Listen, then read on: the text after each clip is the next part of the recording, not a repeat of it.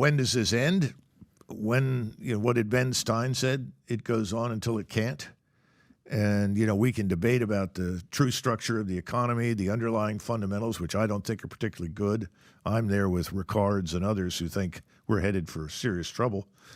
But there are lots of people who say, oh, no, we can print money in perpetuity and do whatever we want. I think it's going to end. When it ends, what happens historically is the empire, the overseas possessions, vanish.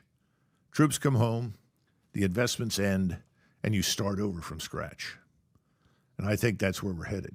When it ends, will Putin still be the leader of Russia? Oh, of course. Yeah. Oh, okay, remember, he's dying of terminal cancer. Remember, right. He was supposed to be dead at least a year or two ago. Right. Yeah, he'll probably be around. Yeah. So what you're saying is, if you're saying when it ends, he's still going to be the leader of Russia, you're saying it's going to end pretty soon. It's not going to be ending anytime. I don't know. The black swan concept.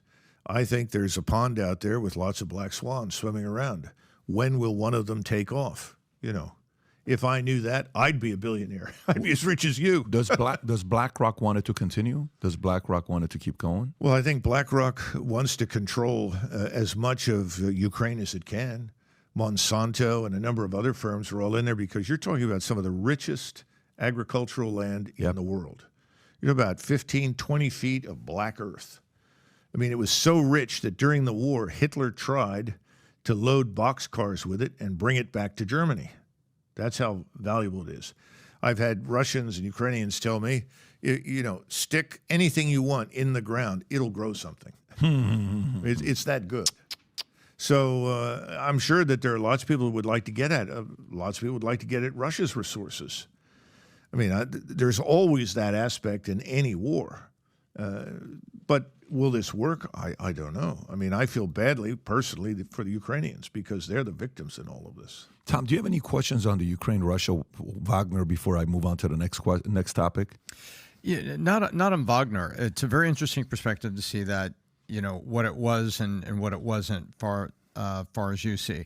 And also, I think the history lesson is very instructive because most Americans don't understand that Ukraine was the breadbasket of Europe in terms of the amount of wheat, corn, sugar beets, and all the things that we have over here that are our principal crops. I mean, that is phenomenal.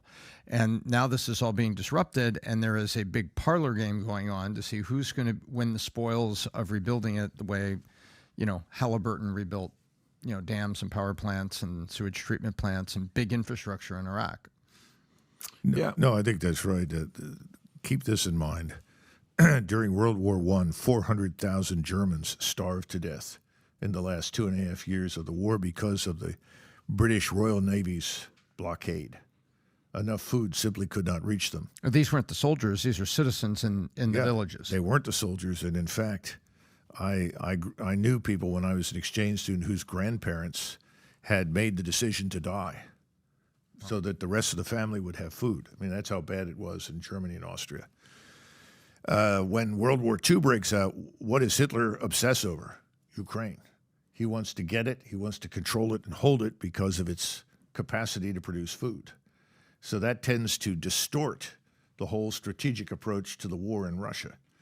That's how important it is, and there's no doubt that people would like to get control of it. Now, the point is, if it's going to be a neutral place, I don't know if anybody is going to help the Ukrainians sort through all of this so that they are not stolen blind. But I guess that could happen.